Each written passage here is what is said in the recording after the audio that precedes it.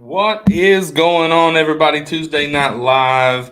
Looks like I'm by myself for the time being, but we are so glad that you're here. Got Josh is out with something with his family. Mike is watching a ball game. Don't John Allen's busy, so it's just me right now. So I'm waiting on you guys to get on here. We're gonna have a good time. We're gonna talk turkey hunting, public land turkey camp coming soon. If you are watching, let me know that you got the notification. Let your friends know by sharing, by liking this. And we're going to talk a little turkeys tonight. Who's with me so far? Who's on here? Who has shown up? I see there's some of you. I'm going to go ahead and start sharing this thing. Gordy Mullins is here all the way from Ohio. Jimmy Carroll trying to get situated here, guys. Let's see. Can you hear me okay, Jimmy? Josh is on here. He's not on here, but he's watching. Josh, share that out for us if you don't mind. Looks like Mike has finally arrived. Michael. Hey, buddy. Good evening, sir. Evening. Thanks, Jimmy. W.O. is watching. Barrett Kegley says he's here. Mike Robert. Mike, is that how you say it, Robert? Who's excited for turkey camps? What I want to know. I'm ready. Who's coming to turkey camp? Mike's wearing his turkey shirt. Earl Brownlow says, sound good. Thanks, sir. I appreciate that, brother. Where are you watching from today? Are you in Kentucky? What county are you in? If you're outside of Kentucky, let us know what state. We love people watching from all over. Mike, who won the ball game? There is 10 seconds left, and NKU is up by like 4 or 5 right now. It's over. It's over. Yep. Bub says he's as pumped for this turkey camp, but he's as pumped as a spare tire. Pretty good. Scott Butler said, oh, Lordy. I don't know what he's complaining about already. Hello from Whitley County, Florida here, Mike. We appreciate that. You might be the farthest one away so far, Mike. Mike might be into the Osceolas by now. You never know. Robert, Mike, have you killed an Osceola by now? I think it just started this week, didn't it? Yep. Somebody said, I'm here. I need to put in for it. Yeah. I need that salami. That what? The Grand Salami. I need to get me one. Anybody on here got a Grand Slam? Billy Barnett was going to be on here tonight. Billy Barnett has multiple Grand Slams. He is a U.S. Super Slam winner. Came up to Montana for turkey camp. It's a bit too far for me, but I wish you the best. Who said that? Is what I want. That's probably Isaac, isn't it? Who's in Montana? Oh, my buddy Isaac. Isaac's, I mean, it's just, 6 o'clock out there, so he's probably eating dinner, watching a great show here, Tuesday Night Live. How much is a non-resident tag, and do you need a hunting license? That's a good question. Yep. Gordy, I can tell you I can find that for you, but being a resident, I'm not real sure. I know for deer, it's about $350. For turkey, I'm sure it's cheaper. I think it's in the 150 to 200 range. That's totally spitballing, though, so I'm not sure off the top of my head. Yeah, I don't know. Mike Robert said, not here yet. We start the 18th here in Central Florida. Well, good luck to you, Mike. Let us know when you get one. Scott Butler said he is too tired to bust my chops tonight. You're going to have to bring it, Scott. You've been too tired here lately. Jimmy says he's from DeLand, Florida. Mike, you get an important message on your phone? Watch. I just got it was a baseball team message here. For your kids? Yep. This guy says, ran into Dave Owens last spring on Public in Kentucky. Try to get some good tips from him. That's one thing awesome. I want to talk about tonight. Turkey Camp is in Daniel Boone National Forest. Twin Knobs Campground is where we're staying. We had some folks like, man, if you're staying at Twin Knobs, you're going to be covered up in hunters. We're not necessarily hunting right there, round trip Twin Knobs. A 20-minute drive can get you to thousands and thousands and thousands of public land acres. 45-minute drive gets you to even more. So we, I think there's going to be plenty to go around. You might have a spot. You probably need to have a handful of spots ready to go. You might have a spot. Somebody might be there. But that's anywhere in Kentucky on public land the first weekend. Yep. Josh and I have 235. There you go. 235. Scott Butler says you got a City Boy watch. Mike. City boy watch for a city boy. I mean, he's a Cincinnatian. I've got one of those too, Mike, but it's been dead for weeks. So anyway, Adam Short says, Gordy, you do have to have a license as well, right? You're right, Adam. Hunting non-resident is 150 and the turkey is 85. I appreciate that, Adam. Thank you for 235 total. Somebody had said that.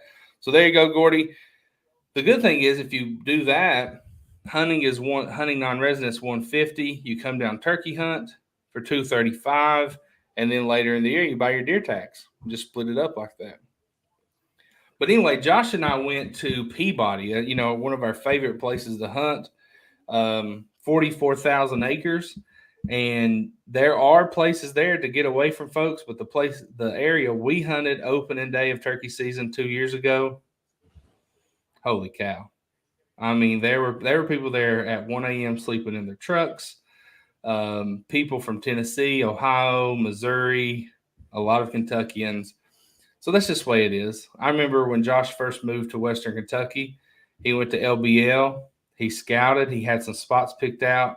He called me at like 6 o'clock Saturday morning and like, dude, there's nowhere to hunt. There's two or three cars or trucks in every spot. So yeah, he has since learned that, you know what, it's public land. You got to do what you got to do. But Jimmy says he bought 2 Rhino ground blinds for $50 each Saturday. That's a pretty good deal. That's a great deal. Yep.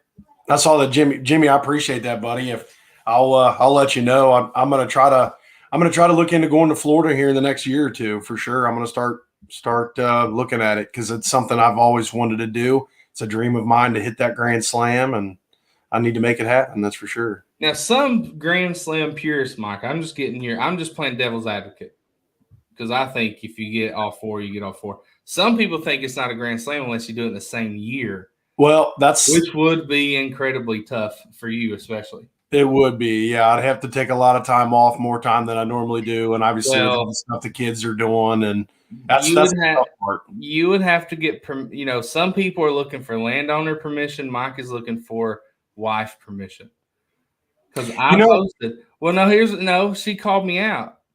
Steph, Mike's wife, called me out because I said I was planning a trip for Mike and John and Josh to Costa Rica, and she said, you can't go unless she goes. And I said, that's a guy's trip. So she said I could take you to Taylorsville Lake, but I couldn't take you to Costa Rica. So I guess we'll compromise. I'll tell you, I'm just giving you a hard time. Yeah, the big thing for us is just kids' schedules now. The kids are just like you. Your kids are around the same age. They're starting to do softball and, basketball and archery and all this other stuff going on. So it's hard to – if I'm leaving, it puts her in a situation where she's got to find a way to get all these kids places, and that's typically our issue right now. But we'll work it out, man. I want to get that Grand Slam really bad. We my girls have signed up for softball. I am the coach again. Last time I was a coach, we finished second or third. I think we finished second. Maybe third. I don't know. We had a good season. I'm hoping for a repeat year. Bub says for a working man, it would almost be impossible to get it done the same season. Tough. Here's the thing. When Billy Barnett completed the U.S. Super Slam, I was so aggravated with everyone saying, must be nice to have all that time off. Do you know Billy couldn't come on the show tonight because he's making sure your electricity is on right now? Yep. He works for Kentucky Utilities. He works probably more hours than most people on this stream right now. And but he devotes all his free time to turkey hunting. He doesn't take any vacation until the spring. And we even talked to his wife, and his wife was like, before we got married, I knew what I was getting into. So yeah. Alan says you could just donate the kids. I'm open to do that. Could just start asking a bunch of friends to take them places, right? Yeah, just hey, you know what? My coaches used to pick me up all the time. My mom and dad had to work. They'd pick me up for practice, take me home. I've done that to kids. As a coach, it gets frustrating when you take kids home all the time or their parents are late picking them up. But you got to do what you got to do, especially if they're good. Takes a village, man. Yeah. Jimmy says, John, tell us a little more about your wild game feast you were at. Awesome partner. I've been to 2 the last 2 weekends. First one I went to, my good buddy Rich Storm, Commissioner of Fish and Wildlife, invited me out, and my daughter went to it with me, and she played with his daughters, and a lot of Fish and Wildlife folks were there. Harold Knight was there. I had a lot of friends there, and it was great. Probably had 100, 150 people there. Incredible food. Harold Knight, Jesse. What's Jesse's name, Mike? The turkey caller. Is it Jesse? Somebody give me Jesse's last name. He's a Kentuckian. He's a turkey caller. I posted a video of him. Jesse. Josh knows. Jesse something. Yeah, we'd have to go back. We had 2 grand champions there at that. Jesse Martin. There you go. And another guy. Jesse is like a grand champion. His buddy was a grand champion as the gobble call. And I hope I'm not butchering those titles. But they were there. It was cool. The one I went to last Sunday, Jimmy, it was at Providence Baptist Church. Now, the first one was a fundraiser for a man who's in bad shape. He has cancer. They're raising money to help him. And so they auctioned off a lot of items, shotguns, rifles, things like that. The last one had about 400 people there. And I was invited to speak. And I wasn't that nervous, but, 400 people going through line to get their food. And then when they sat down to eat is when I got up to speak. So, afterward, my buddy was like, hey, man, I'm sorry people were talking. I'm like, dude, the food was so incredible. I could have got up there and just hummed a song and nobody would have noticed, right? But it was great. The people were so nice. It was in Irvine, Kentucky. The pastor there, his name's Keith. I don't know, my light went off. His name's Keith, and he was just a great guy. I think some of them may come out to turkey camp with us. So it was fun. Those wild game dinners are so good. Yeah. My daughter, I love my daughter being there with me. The second one, this last Sunday, she wore all camo. She has camo overalls. She wore camo overalls and a camo beanie. And I shouted her out there, while I was talking. And she was, first of all, she was so proud. Like I didn't do anything special, but she was so proud, which made me happy. And then when I caught her out, she just kind of shriveled, But she got to eat bear, she got to eat deer, she got to eat goose and moose and all kinds of things. She wouldn't try frog legs, but they were so good. But yeah, those wild game dinners are great. They're for good causes. I think it was $12 or $13 for all that food. So it was awesome. It was great. That's cool. Yeah. It was great. Yeah. So. Anyway, we were the purpose of this show tonight, Mike, was I wanted to talk about turkey camp. But Mike, we know where we're going, but this was Bub Tackett's idea to hold it at Twin Knobs Campground. Yeah. Which now that I've looked at everything was a fantastic idea. We've already got, I think, 12 people signed up. That's excluding me, you, and Josh and John Allen, and a few other people that I know are going to show up. So we should have 15 to 20. If you guys are interested in joining us, you can go to our page after the live and sign up. There's a Google link. It's very easy. We just want your name, number. That way, if anything happens, we can contact you. Just want to make sure if you're staying at the campground or not. And if you, and just to sign a little disclosure saying, hey, if someone breaks in your truck or if you fall and break your leg, it's not my fault. That's the only thing we ask. You don't sue me, so. But it's going to be a great time. We've never done turkey camp before. I honestly think it's going to be better than our deer camp because we're all itching to get back out there. Yeah. Yeah. It's going to be fun, man. It really will. It's not going to be super hot like deer camp was. One deer camp was super hot in September. The other was super cold in November. This is going to be perfect, I think. Bub says, in his opinion, the best campground in the mountains with lots of hunting close by. So that's good. But, Mike, what I was going to ask you is we've never been out there. Yep. We're going to try to get there on Friday and do some scouting. Someone in the comments said roost, roost, roost. We're going to try to roost some. But here's what I want to know. I'm asking Mike and I'm asking the people watching, if you're going to a new place, and let's say you get on Onyx or you get on Hunt Stand or you're looking at maps, what are you looking for? Right? Like I know everybody wants to find a field, sit on the field edge under a tree, and, find I'm not a roosting area, but what am I looking for? A strut zone, as you say, Mike. I know everybody wants to find that.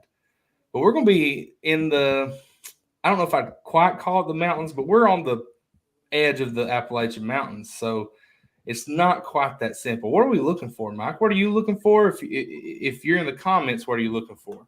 Yeah, that's a great question. It's going to be Well, we do not condone drug use. I'm going to be, in kind of new territory myself. I've only been in situations just a couple times, and mainly they've been with you, just in the woods and kind of not necessarily in field like hunting situations. Right. Typically, where I'm hunting in northern Kentucky is typically rolling hill farm pasture. So it's you're killing those field birds typically. So what I'm going to plan on doing is just finding an area where I think is going to be good. And I'm going to try to listen as much as I possibly can when we do scout. I'm going to try to mark birds in their vicinity of where I think they are. And then I'm going to try to get into those areas and on that opening day or as we hunt, try to get in those areas and just be within vicinity of where I know a bird is and see if I can't just eventually work him. Do you, a lot of people here saying ridge tops. When Bub said he's going high, he did not mean marijuana use. He also meant ridge tops. But it's Bub, so Scott Butler said ridge tops, long ridges or short cross ridges. Mm-hmm. Barrett said ridge tops. This guy says I don't know who this is. Put your name at the end, please. Says I like to look for finger ridges off the main ridge. I like that. The more in an area, the better seems like it. Like in this country, that's good for roosting. Finding that with some fields close by is a plus. I've had some people say they're going to get in their boat or kayak and get on Cave Run and use the water to get to it. Gordy says better to have a bunch of spots, always someone there before you. Yep, could be. Josh says, never been to Mountain Booze. If it has mountains, I'm going to go deep. Not many people are going to walk deep in those hollers. And I think that's going to lead to the next conversation about style, right? What's your style? What's your game plan? Micro Bear says, I like to get high on a ridge and listen. I think this time I'll get more organized with the food part. It says good part, but then he followed it up with the food. So PK, here's the thing. Mike, we went to deer camp. There's one deer killed. PK cooked it up. Were you there? Did you try it? Were you there when he cooked it? Yep, it was awesome. How would you rate it 1 to 10? I mean, right up there with 8, 9, 10. Yeah, it was awesome. As a camp food, 10 Terrific. all day long, right? Yep. I mean, I think we ate so much we didn't want to go back out and hunt. So PK is going to be there, and if you can't tell how cool he is from his profile picture, he's an awesome guy. He's funny, he's a little wild, and he's an amazing cook. So you want to be there just for him. Alan Morris says, elevation White Oaks area that keep their leaves late are roost areas. On my place, they used to always stay on the north-facing slopes. There's a good little tip there. Yeah. Mike, do you pay attention to north-facing, south-facing, wind direct? I mean, anything like that, or are you just trying to listen? It's just from my experiences, I don't get in opportunities where I roost birds and get on them underneath the roost the next day. I've done it a few times, but it's just being on private land most of the time, I don't get in a lot of those scenarios. Yeah. Now I've like I said, I have done it multiple times, and I've cut them off after they've flown down, and we've called them in right after fly down and things. But I don't pay attention to direction. Sometimes they pick downhill, sometimes they pick uphill. Yeah. So it's some people say you cannot get a turkey to come uphill, but I know some really good turkey hunters that would say that's wrong. Yeah. So what do you typically think, Mike? Most of the time, they actually end up going uphill. Uphill. And then the reason I can say that in the specific spot that I'm thinking of is a lot of times they roost in this. There's an open lane. It's kind of a cedar woods that I hunt in a lot. Yeah, I know what you're talking about. There's a lot of open area. There's like stretches of open area, and they roost in big oak trees in those stretches of open area that are in the middle of all those cedar trees. Yeah. So when they fly down into that open area, and they strut, and they usually end up going uphill. So maybe I said that wrong. Maybe some people think you can't get them to come downhill. I think Joe Carter corrected me. Philip is back. Philip, we've not seen you around in a long time, but we're glad you're back, brother. Let's see, we've got a lot. So maybe I'm wrong. Maybe it's hard to get them to come downhill. I don't know. I swear I think I've heard it both ways. Well, that's because you could think one thing and they do the next thing. So here's another person. Yeah, another person agreeing that the food was a 10.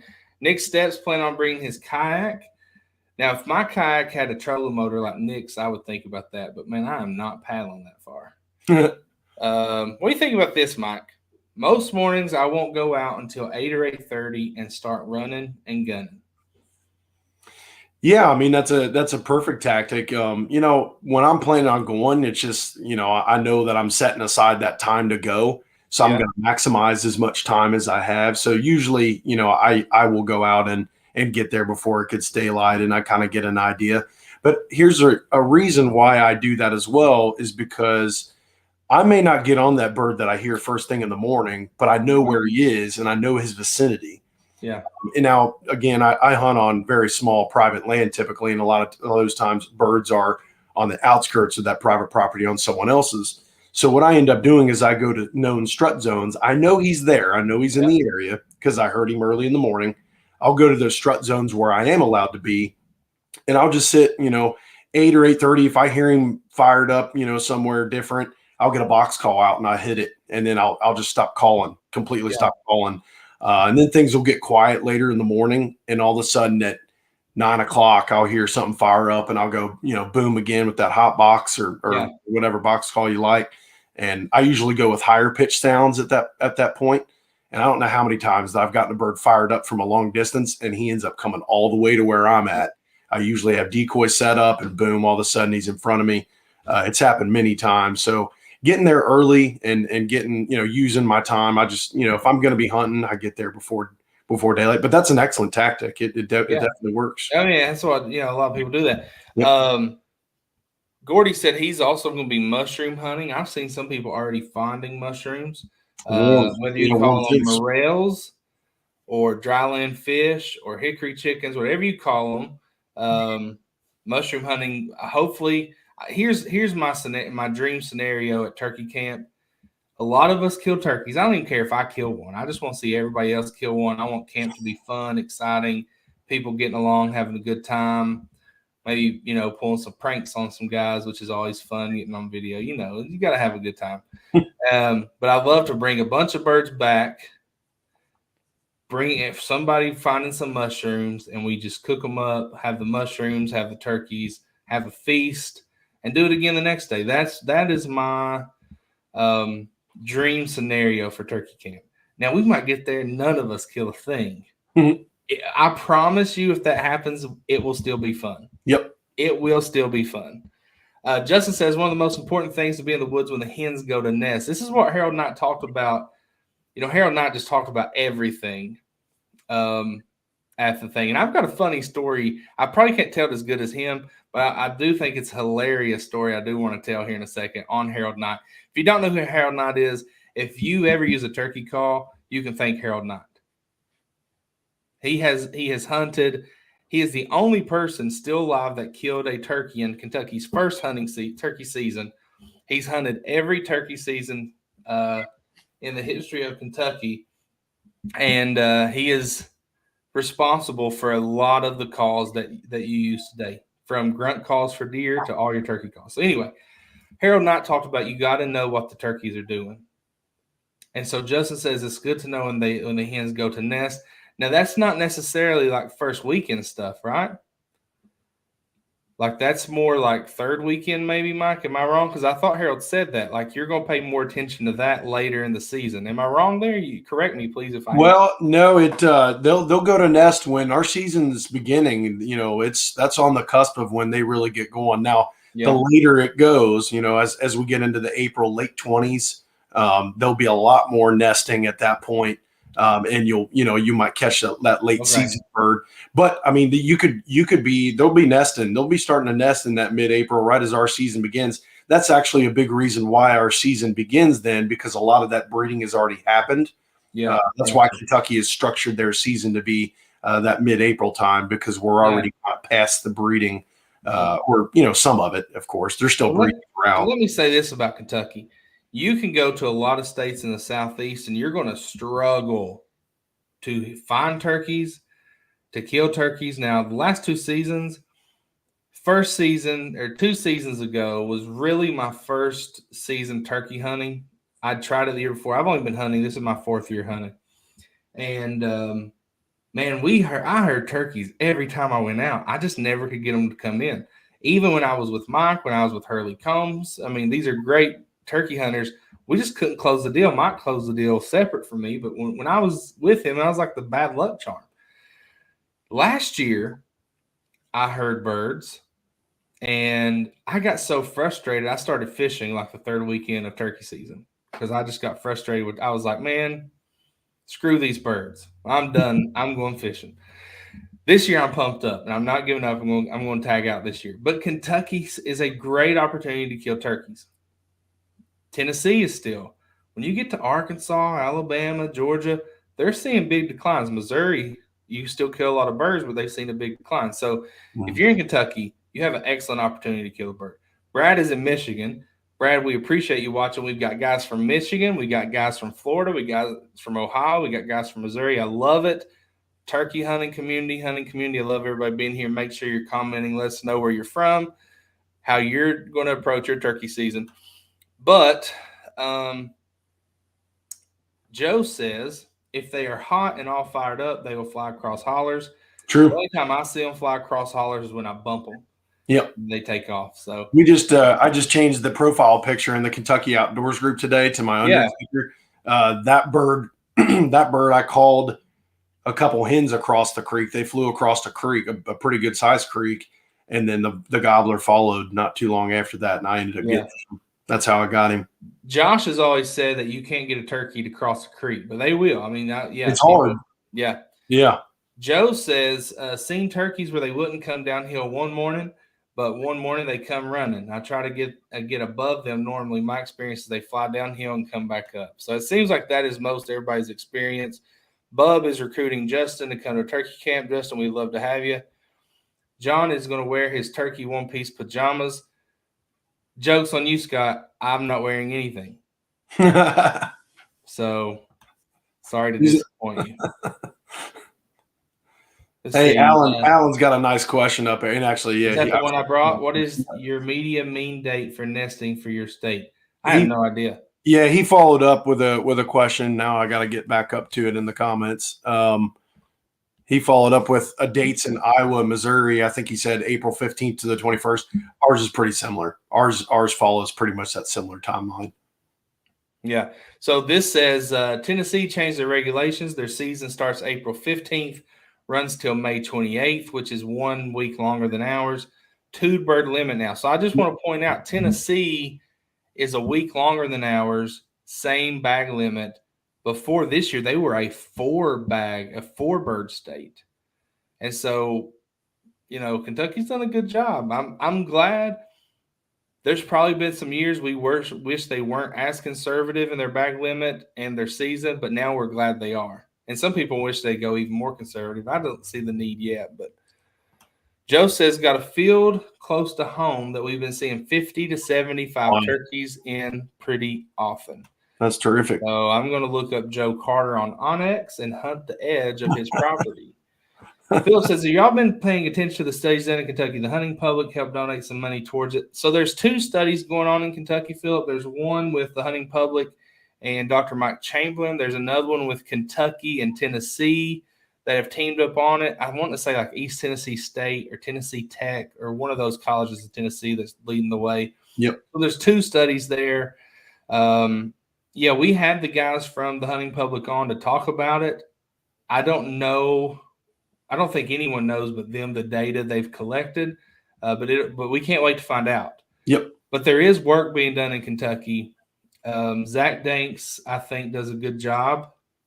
And, he's open. If, Mike's emailed him before with questions. If you have any questions about the research of the day, any of that, you just email those guys. They're more than glad to talk to you about it. Yeah. What they can. Some things I guess they can't disclose, but they'll talk to you about it. Or if anything, if you have any questions that we can bring to that table. We can always reach out and get some questions asked. And if we can, he's a very busy guy, but if we can, we'll have Mr. Danks on, the turkey biologist from Kentucky Department of Fish and Wildlife. We had him on last year, and we'd love to have him on again. Again, not sure how much that research that's going to be able to be shared, but we'll certainly reach out, answer your questions. WO says, "What do you do in the mountains if there's no goblin?" Well, WO, that's my cue to go home. That's my cue to say, "Hey, you know what? I'm done for the day." Yeah, this is a good. Philip says he wants to shoot a tag turkey really bad, and that's why they don't disclose some of the information, because if people find out where they're tagging, where they're doing the banding and the research, those turkeys are not going to exist anymore. So. Those are actually things we don't want to say out loud because we won't get information if we kind of let that out there. Here's some information. This guy saw 7 longbeards in Henderson County towards Spotsville this morning. So if you're out near Henderson County, towards Spotsville, there you go. I believe my Simon Kenton Pioneers girls basketball team plays Henderson in state championship. Simon Kenton going down. Let me tell you something about Simon Kenton. Simon Kenton, great school. I like their colors. Simon Kenton was a good dude. Why don't we have a Daniel Boone High School in Kentucky? I don't know. I think we should. Like, come on. Simon Kenton, great pioneer. He's not Daniel Boone. Is everybody with me on this? I am. We have completely dropped the ball, especially mountain schools in Eastern Kentucky. We have completely dropped the ball with not naming a school Daniel Boone High School. DBHS Mountaineers. Yeah, the Mountaineers, the Pioneers, the Long Hunters. That would be perfect. The Daniel Boone Long Hunters. Gosh, why are we not doing this? Hey, we could call it the Kentucky Counterclocks, like the Legends changed their name. That's terrible. Counterclock. This is Dwayne Best. That's Seen Turkeys in Spotsville. Dane, we'd love for you to come. Dwayne was a great addition to our deer camp in September.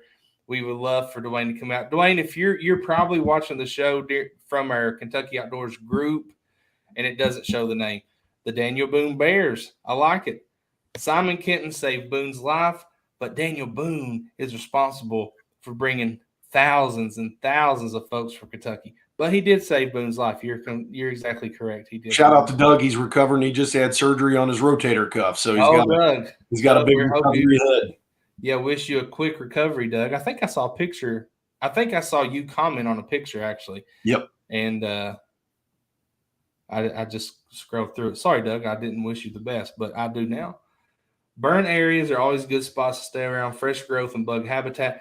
Well, I'll tell you a little secret. Somebody mentioned the hunting public. The hunting public came to Kentucky 2 years ago, and they killed turkeys. And from what I've been told, what they did was they called the Forest Service. They killed them in Daniel Boone. They called the Forest Service, asked where they had been doing controlled burns, and that's the place they hunted, which is a very smart tactic. So maybe we should do that. My eyeball's itching. Maybe we should do that. Can I tell a funny story real quick, Mike? You think it's bad timing right now? Nope. So this is about Harold Knight. So it's turkey hunting related. Bub says they hunted in Cave Run. Bub, I heard they hunted down in like Whitley and McQuarrie County. Actually, I know they hunted in McQuarrie because they tagged a bird in McQuarrie. But maybe they hunted there too. They probably hunted several places. So Harold Knight, this guy, he's pretty old. He's been turkey hunting a long time. He said that he was on a turkey hunting trip and he was hungry, so he stopped in McDonald's. And when he went to McDonald's, he got 2 cheeseburgers, a French fry, and a large Coke. And he went and he set it down at his table with his keys, and he went and used the bathroom. And when he came back, there was a guy there with his 2 cheeseburgers, his fry, and his Coke, and the guy was eating one of the cheeseburgers. So Harold looked at him. The guy looked at him. Harold grabbed the other cheeseburger, started eating it, standing right beside the guy who was sitting down. Harold ate the cheeseburger. They never said a word to each other. The guy looked at him, real funny. Harold ate some of the fries. He said the guy looked up at him just like, "What are you doing?" Harold, instead of drinking out of the straw, took the lid off the straw, drank the Coke. Then Harold left and went back to his truck to continue turkey hunting that day. Got to his truck, he realized he didn't have his keys. Walked back in, found his keys at a separate table with 2 cheeseburgers and fried large Coke. So he walked up to that guy and ate his food right in front of him because he thought the guy was eating his food. That's good stuff. That was a hilarious story. And it reminded me of my dad. You know, my dad passed away, so I love funny stories. I remember one time we were in McDonald's and he accidentally went in the women's restroom and he was in the stall and he heard a woman talking. So he had to stay in that stall until all the women left, which was also hilarious. But Zach from THP hunted in Rowan County. Is it Rowan or Rowan? What do you guys say? I say Rowan County. What do you say, Mike? I believe I say Rowan as well. Yeah, Rowan County. That is Moorhead, I think. Yep. So, I've done the same at Taylorsville Lake and Kentucky River. KDFWR has burned lots of land in eastern Kentucky. You might reach out to them as well. Yeah, there's a lot of public land they've burned. They've done a lot of work to Clay WMA. Clay WMA, if you want to go to a public land turkey hunt and you don't want to come to turkey camp, Clay WMA is a great option. Yeah. We've seen a lot of birds there. I saw last summer, I saw a ton of hens with poults there. Yep. Yeah, so it's good stuff, man. Last year we kind of participated, in our little place. We participated in the poult survey. And we observed one hen. This was up until August. We observed one hen with 5 poults still, and we observed another hen with 6 poults. Yeah. Once they get that age, they're probably going to survive. We were pretty pumped about that. Yeah. Does anyone know, we are worried about coyotes and we're worried about raccoons and different nest raiders. But when the poults get older, they're still predators that can kill them quite regularly, which Dr. Mike Chamberlain has talked about. That's great horned owls.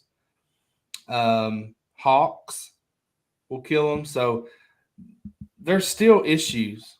We love trapping. We've pushed trapping. There's still a lot of issues out there that are not good for our turkeys. I hunted pennyroyal last season, missed my shot, couldn't get the gobbler across the creek. Yeah, it happens. Ugh. I'm still beating myself up over shooting over a turkey's head 2 years ago. Still drives me crazy. It should have been easily dead. I don't know, what's everybody using for a turkey gun this year? What's your brand? What's your model? What's your caliber? What brand shells are you using? I know we've already talked about this, Mike. We're going to be using the TSS shells. I'm using the 410 the whole season. Yeah, I plan just to get after it. Yeah. Whoa. Dog. Is that your dog, Mike? Yep. How old is that dog? 13. She's 13. A yellow lab. Yellow lab. Wow. How's she doing? Is she okay? Yeah, pretty good. She's starting to have a little bit of hip trouble as far as moving around, but she's still doing pretty good, to be honest with you. Pretty good shape. When she's no longer doing well, are you going to get another dog? With where we are in life, just the busyness of it, we're probably going to take a break. Don't do it. We're probably going to take a break and stuff. Don't do it. Yeah, we'll probably take a break for a while. Yeah. Planning on it. Alan is on the mark. He said owls, hawks, bobcats will climb trees and kill turkeys at night. Eagles will attack tom turkeys. Micro bears using a CZ Reaper. CZ makes a nice shotgun. Yep. I mean, their shotguns, you just hold them. I've never shot them, so I don't know if they shoot good. I'm sure they do.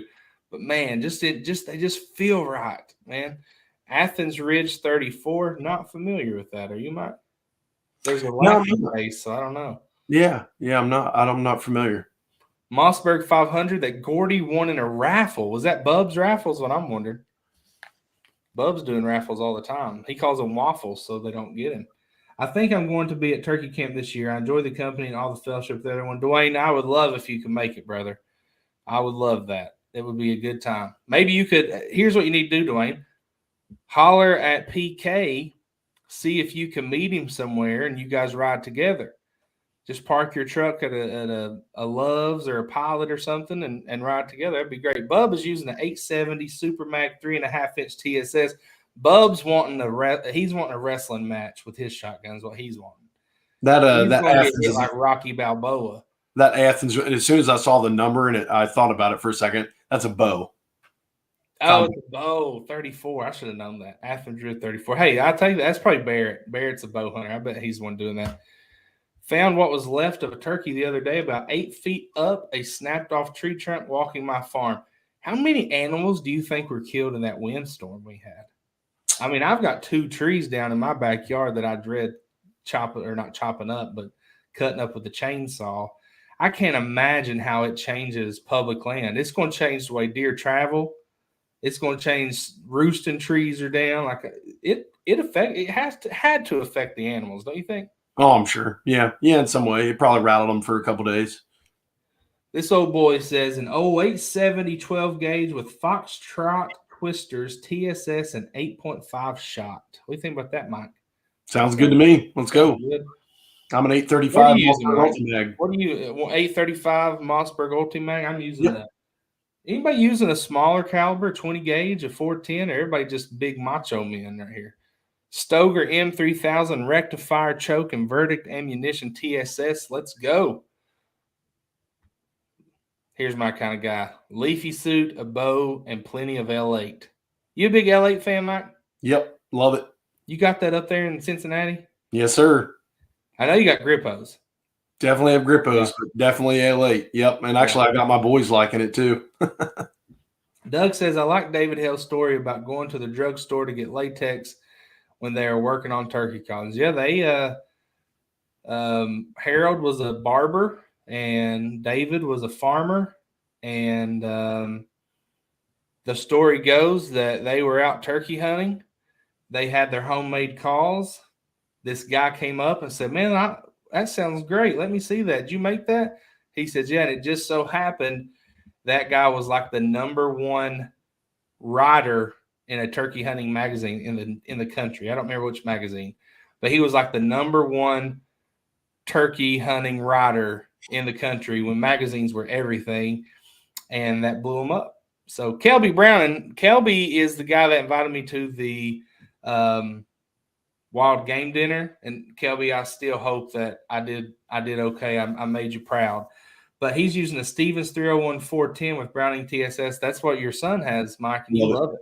Love that gun. That gun's phenomenal. Yep. I have a Rossi turkey gun 410 that I'm using with Apex TSS. So, Kelby, you've not signed up for turkey camp, and we want you there. Bring your pastor with you, because he was asking me about it, and he said, so Kelby's pastor at Providence, he talked to me after and was kind of asking what we do. And I told him about turkey camp. And he said, man, I'd love to be a part of something like that. Yeah. So, well, come on, brother. It's just an hour away. So absolutely. Maybe he'll be there.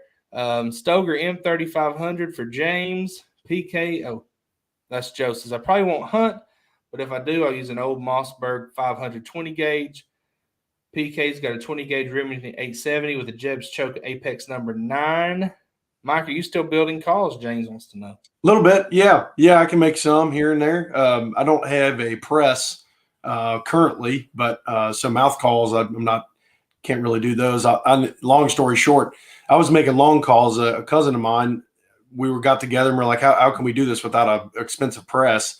Yeah. So what he did was he got a 2x4 and he drilled out the center of it, and then he put a big bolt all the way through the center. And we glued clothespins to the tops, and then he put a nut on the end of that bolt. So whenever we got the latex, we just put the latex in the clothespins, and then we turned the bolt, and it stretched the latex so we could put the mouth call on there. So that wasn't real official, and it probably wasn't stretching it as even as most call presses, but there for a while it worked pretty good. I made a few that I've killed birds with some that I've made. But we can definitely, I can definitely put together some pot calls and some box calls and things of that nature pretty quickly. I was actually going to put in an order for some. Yeah, I'm going to make us some. I'm going to order some supplies to make them up, and so just toying around with it, not necessarily making it and producing a ton, but toying around with it. Yeah, it's fun. Ted Polanowski Jr. is watching from Pennsylvania. So we've got 5 or 6 states covered today. And Ted, I see that big largemouth bass in your profile picture. On Thursday nights, we have a new show like this that's devoted only to bass fishing. maybe throw in a little bit of other fishing, but largely bass fishing. We'd love for you to join us on Thursday nights, 9 p.m. Eastern. It's called Bass Fishing Live, and it's always a good time. Cole Warden says H&R. Cole, also a fisherman, big fish in his photo. Join us on Thursdays. Cole says H&R Auto Excel 12-gauge Jeb's Choke number 8 Apex TSS. Alan says he loves that we are part of the solution and not the problem. Get the furs to get the spurs. Bub's bringing his son to turkey camp. Mike, I was going to tell you need to bring Caleb. I'm sure he's got a ball game or something, but I'm sure that would be a blast. Yeah, it's going to be actually that weekend. It's kind of crazy. Haley has a cheer competition on April 15th down in Lexington. So my wife's going to be doing all kinds of crazy stuff. I'll probably see if a buddy can help me with Caleb's stuff, and I'll probably come down to camp and try. Would you ever say, Caleb, would you give you an option? You can miss your game and go turkey hunting, or would you even let him do that?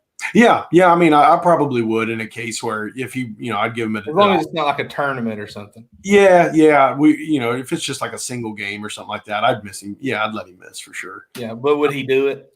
Actually, he probably would. The problem with him though is like he's still at that age where if I dude, I've told you guys 10 minutes he's bored. Yeah, I've told you guys that, but also I've told you like if I'm down there, I ain't coming out. I ain't coming out unless there's feathers on my back. Yeah. So that's just the way it is. And Caleb, I can't push him like that because I don't want him to hate it. Well, Bub's kid's older too. Yeah, I don't want to push him. Big boy. I don't want to push him, and I'm not coming out. So there's some stubbornness there that I can't push on him just yet. Yeah. My daughters want to go. I said, no girls allowed. I'm just joking. They would not go. Ellis would go with me for a day, but she wouldn't go with me for a weekend. Yeah. Alan's real quick. I just wanted to kind of talk about this because I think it's cool and I think it's a way that we can work together. Alan's kind of mentioned, getting the furs and kind of promoting the furs. We're trying to also post some things about habitat as well. I think if you listen to a lot of the turkey biologists, it's not just one thing, and predator control is not going to be the only thing to fix it. Right. We got to fix our habitat. We got to implement edge feathering and some clear cutting and some proper, treatments for fescue that, with the fescue grasses and things, turkey poults can't move through them, some better brooding and nesting cover. So we're trying to post a lot about habitat this year, a little bit more so than the past, because I think it's specifically with Kentucky being 90-something% private land. I think we have a lot of work to do on our habitat. And I think just by talking about it and sharing about it and sharing ideas with one another on how to do better on our own properties, I think it's going to be good. Yeah, Mike's been posting a lot of great information. I know sometimes on social media we see a long post and you want to keep scrolling. I mean, I'm the worst for it. I'll read a couple sentences, keep scrolling. But if you look at maybe 3 or 4 posts over the last week, if you own private land, Mike has taken all the information that he's gotten from private land biologists and just put it into posts. And these aren't posts that are blowing up or that are getting, hundreds of thousands of views like something crazy. But these are very informative posts. So if you own land and you're looking to improve your land, check those posts out. And if you have questions, just shoot us a message. Mike will reply to it, or shoot Mike a message on his personal page. Yeah. Because it's really good stuff. Yeah, absolutely. And actually the biologist that came out to our little place, he actually told me that, on an available Tuesday night, he would be willing to come on. He's with the Kentucky Department of Fish and Wildlife. So if we can work it out to where he can come on, right now is a good time to start working on, or at least thinking about habitat improvement. You can always be doing things. This would be a great place to come and ask him questions and get some things answered. So we'll try to, once that's scheduled, we'll let everybody know. I think it'll be good to follow along with that. And here's the thing. I know some of you appreciate the work that Mike does and our guys do. If you like a post, man, just commenting on it and sharing it helps us so much. We have almost 63,000 followers. We've kind of hit a little plateau here, but we're trying to get to 100,000 by the end of December. By the end of 2023, I had to look down and see what the year was. By the end of 2023, we're trying to get to 100,000. We can't do that without you guys. So you guys have really pushed us. Last year, we went from like 31 to 62, and we're just really trying to reach those 6 digits. so we can do more, honestly, so we can have more camps and give more things away and have more information. Kelby says he's going to try to make it out. Kelby, if you can just come by on a Saturday and hang out, man, I mean, just come and have fun. Bring your boy out. It'll be a good time. Joe's probably going to be crappie fishing. Joe just enhanced turkey camp. If we could have turkey, mushrooms, and crappie, holy cow. I mean, and just have a good time, that's going to be good. Yeah, Joe lives down in that area, so I'm actually we're going to get a chance to meet up with Joe. I'm excited about that opportunity. Yeah, it'd be fun. And that's more than half the fun is just meeting everybody that we're gonna get to meet on that day when we meet up on Friday. Dwayne is another big time bass fisherman. You can see his profile picture holding up looks like 20 pounds on 4 fish. He's using a Winchester 20 gauge. Cole is a charter captain and guide in upstate New York. That's awesome. Cole, we're so glad to have you from New York. We have a few people that watch from New York. We'd love to have more. Join us on Thursday, man. We're going to be talking bass fishing, talking Red Crest, a big tournament coming up. Yeah. And Cole, you can get on there and tell everybody on there you're a charter captain in upstate New York. Maybe get you a client or two. We had a show 3 weeks ago. And these guys were on, and they were talking about the baits they were using. And the guy who made the baits were in the comments, and they were selling baits during our show. That's cool. Which was awesome. Yeah. So that guy was making sales during our show just because those guys had caught big fish on his stuff. So I loved it. This is a good question. Have y'all seen the Newcomb Hunting running gun blinds designed for turkey hunting? We've not only seen them, we have them, and they're fantastic. Yep. Lightweight. They are basically in your hand. They're like a trekking pole. And then you can break them down in 2 seconds. You have a blind in front of you. I used them last year. Absolutely love them. I will have mine at turkey camp. Mm-hmm. If I'm not using it, someone else can. If you've not checked out Newcomb and their hunting blinds, I would, after this live, in about 5-10 minutes, I would leave this page, go over to Newcomb Hunting, Nukem, check that out. If you go to the Facebook search bar and type in Newcomb Hunting, you might see our live that we did with the guy. Yep. He demonstrated it.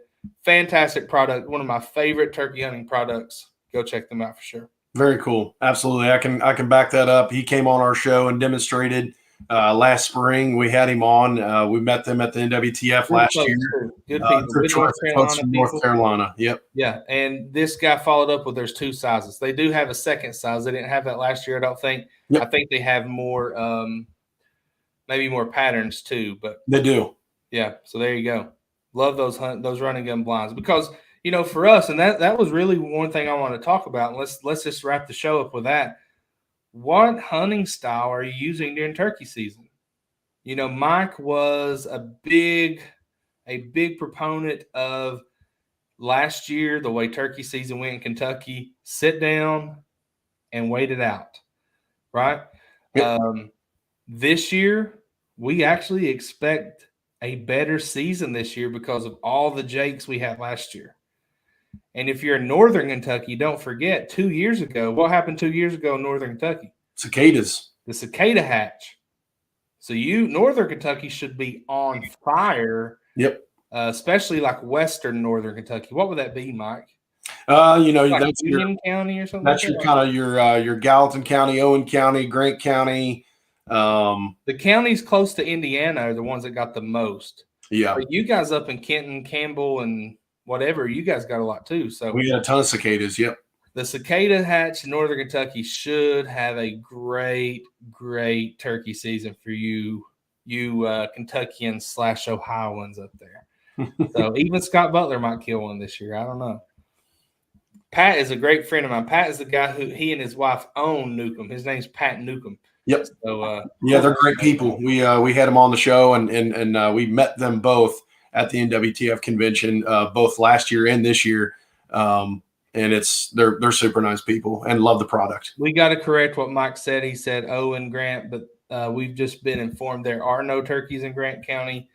And they said, do not come here. So I don't know what that's about. There may not be any turkeys in Grant County because I've been smoking them the last 3 years. There you go. Yeah. Gordy says, on my 2 feet flying down the holler. I don't know what that means, Gordy, but be safe, brother. Be safe. He's talking about what style of hunting does he have? Are you a running gunner? Or are you a sitter? That's what I'm wondering. Gordy answered the question. I don't think anybody else answered except Mike. Are you a running gunner? Are you a sitter? Are you a hybrid? Do you sit for a while and then run and gun? I guess I would say I'm a running gunner just because I mostly hunt in Eastern Kentucky when it comes to turkey season.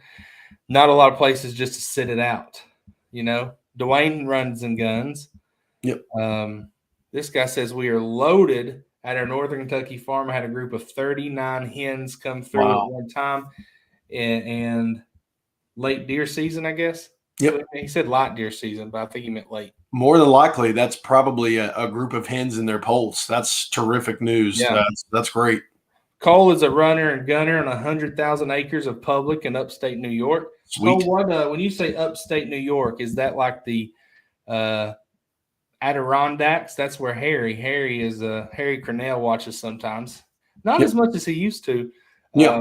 But he's at the Adirondacks. It took me like 2 years to figure out how to say that. And if you noticed, I paused for a second just to make sure I was saying it correctly. So our buddy Mark Corey is from Pennsylvania. He'll be watching. If he's not live, he'll watch the replay. Yeah. He's only an hour from Buffalo. I mean Buffalo's Western New York, but I don't know if it's considered upstate New York. Mike, it's a good one for you. Have you ever used the umbrella fan that looks like a tom all blowed up? You ever used that, Mike? I have never used that. So I know a lot of people use those to fan in like in the middle of a field if you kind of crawl out in the field and put that out to where you can kind of hunt behind it. I have not used it myself. Typically, I just use the Avian X decoys. If I have decoys out, I've got Avian X, the half strut Jake, and the lookout hen. And it seems typically a lot of times I end up just throwing hen out there just because you need that visual. But yeah, I know a lot of people use those and they seem to be very effective because I know fanning is kind of a hot topic right now. Is it too easy to fan a turkey in? And those are definitely kind of part of that discussion. You never know. Harold Knight, when we were at that wild game dinner, Harold Knight said, we're out in Carlisle. We were 10 minutes from Clay WMA.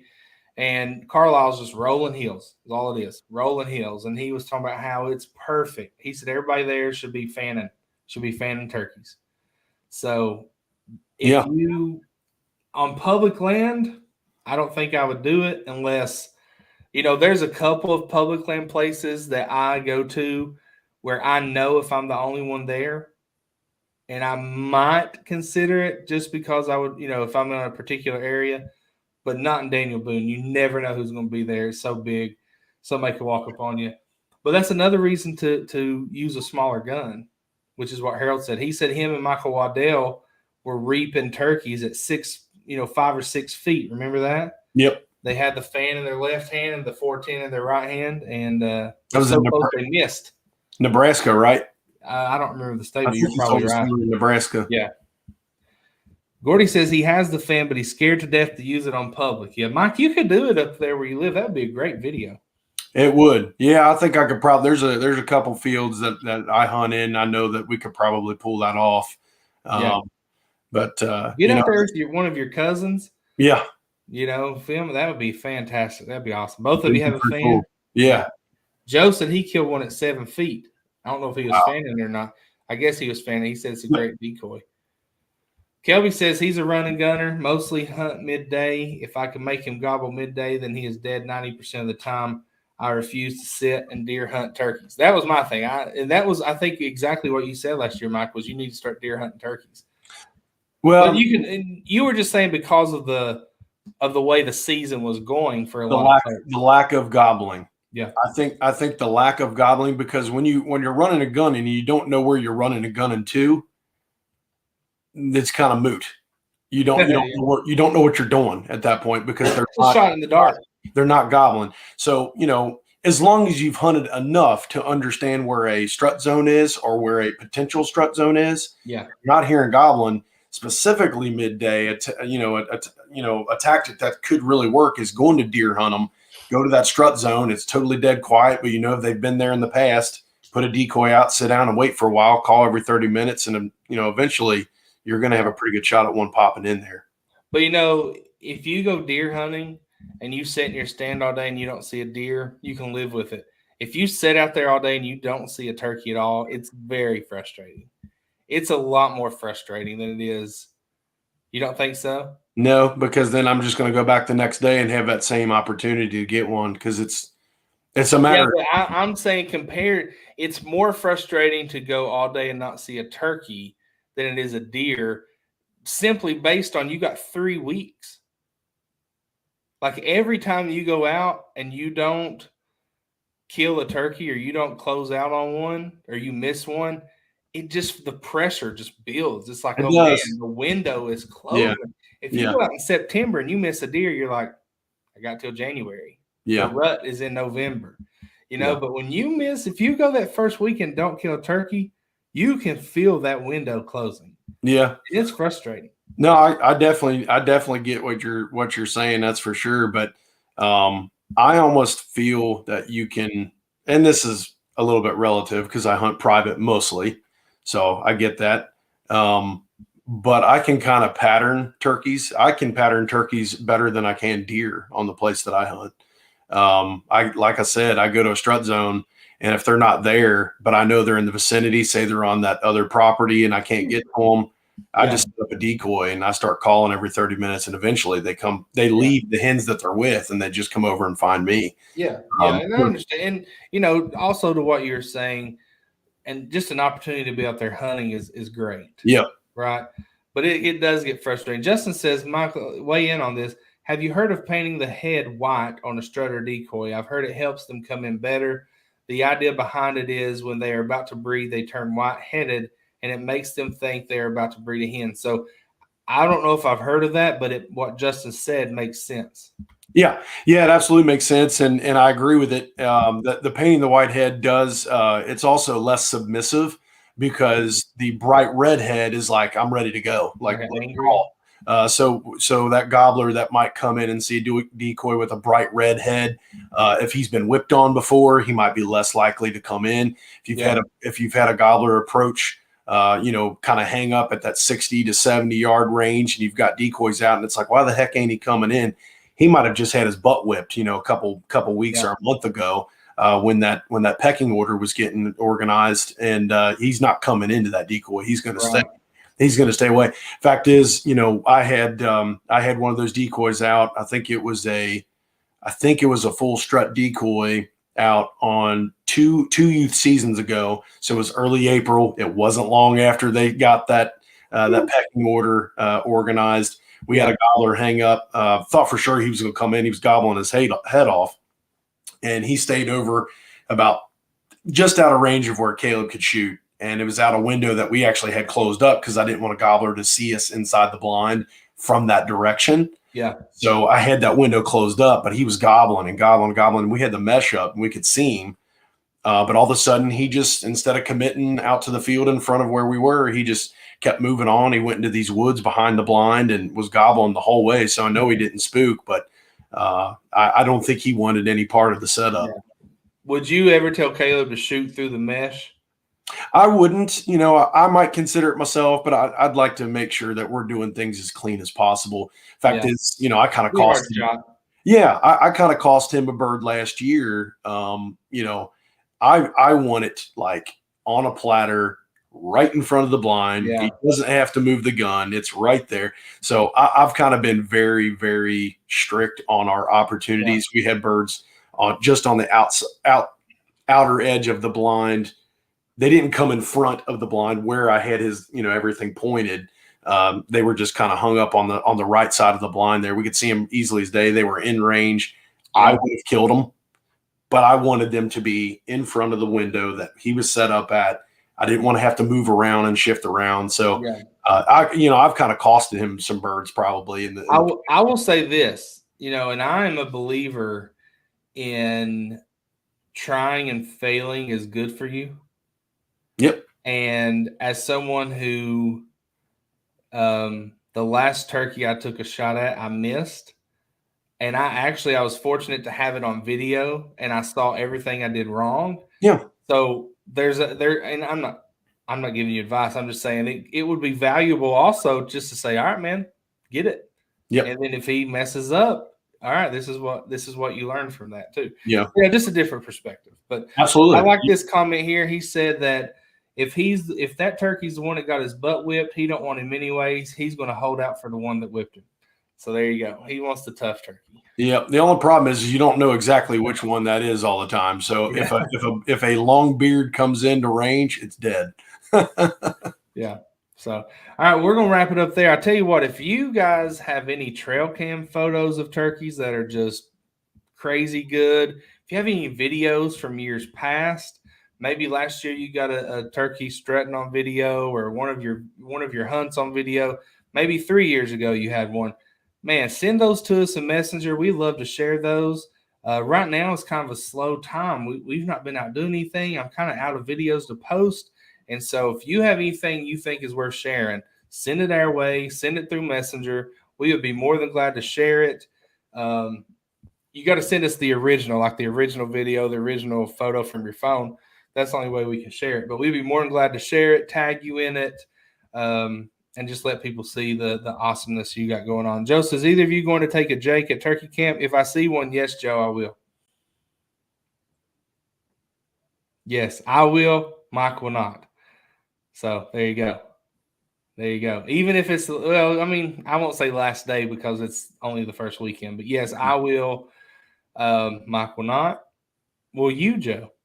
Will you guys? Will Bub take one? Will PK take? I know PK will shoot a Jake. I don't even have to ask. Judo chop. Huh? Judo chop. Judo chop. I know PK.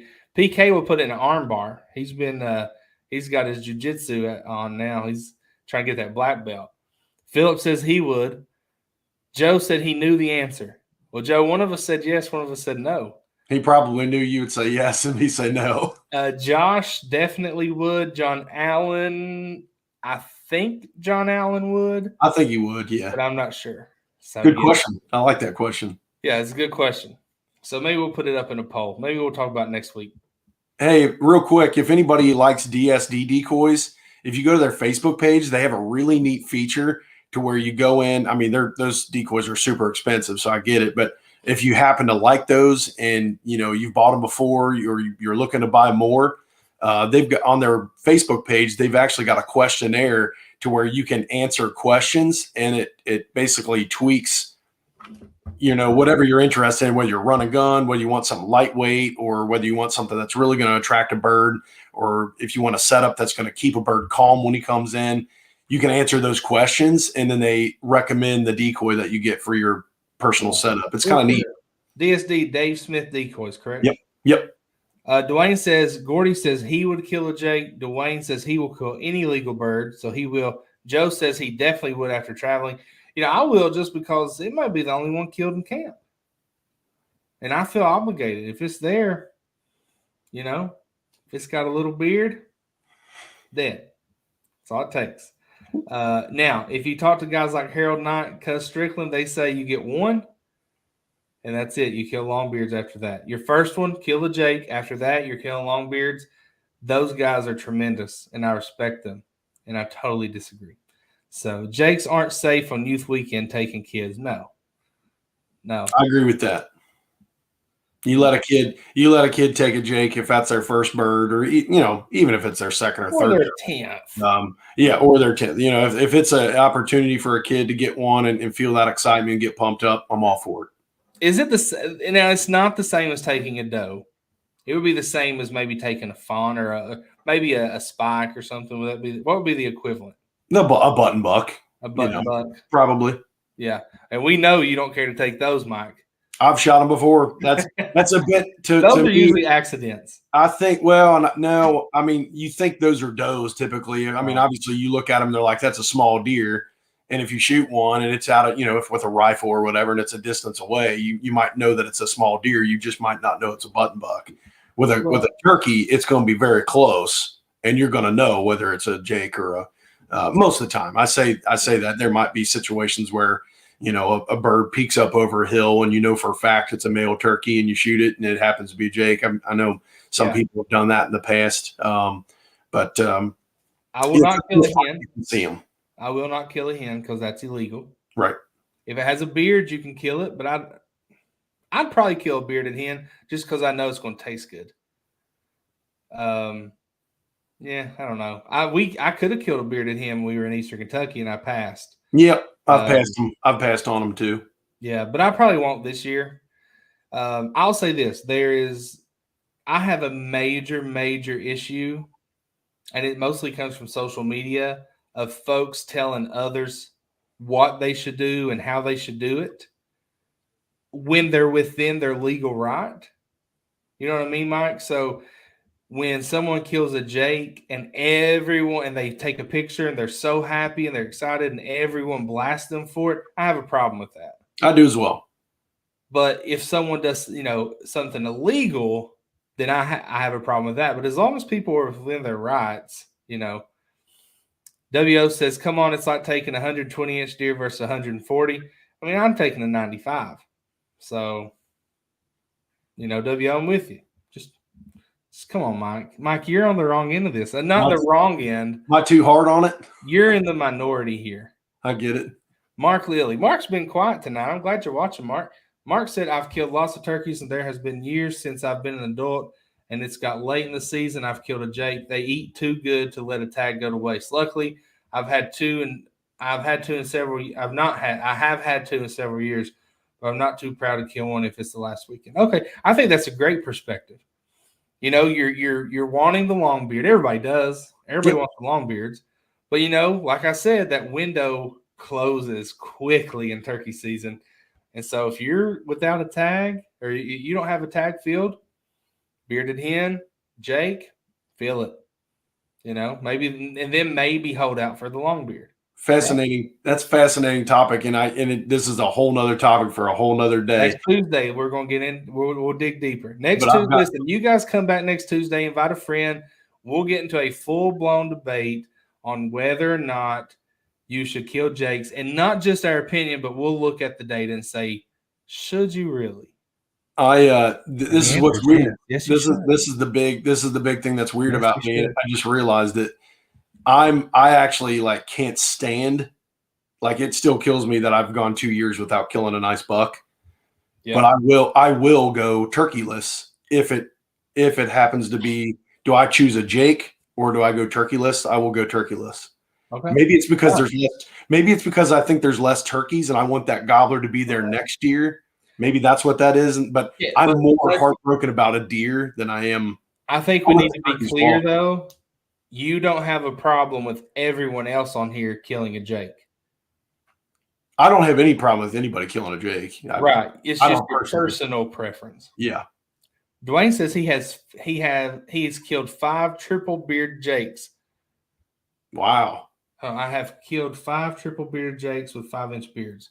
That's amazing. You've killed 1 triple beard. I loved it. Double beard, yeah. Oh, it's a double beard. Yeah, I had that bird that we killed down with Hurley. Yeah. That was a 9-inch. She had 9.5-inch beard, and then a 5-inch beard. Yeah, that's cool. That's cool. All right, guys. Well, listen. Next week we'll talk about killing Jakes. And Facebook, don't shut us down. A Jake is a young turkey. It's not a man. We're not eliminating all the Jakes in the world. When I was a teacher, one time I had 5 Jakes in one class. That's crazy. It was crazy. I had nicknames for them all. But anyway, next week we'll talk about Jakes versus Longbeards. We'll talk about styles. We'll probably get into some calling, some strategies, what's everybody doing. Guys, if you're a caller and you want to come on here and demonstrate, you can hop on I'll send you the link. You can hop on for 5 minutes, show us what you got, hop back off. We're always wanting guests on. We could listen. I don't care to put the link in the comments and let it just be like a call-in show. You guys come on for 5 minutes and tell Mike why he's wrong. I don't care. I think that's fun. So if you want to do that, you can jump on anytime. Scott Butler wants to get on here and tell jokes that no one's going to laugh at. He can do that. And we just want to have a good time on here. So next week, tune back in. We'll talk more turkey camp. If you want to go to turkey camp, go sign up on our page. If you're a bass fisherman of any kind, join our show on Thursday night, 9 p.m. Eastern, 8 p.m. Central. And we'll be back next Tuesday. Same time, same place. Mike, I appreciate you. Everybody in the comments, we appreciate you. Have a good week. We'll see you Thursday or next Tuesday. Go check out the page, invite a friend. See you later.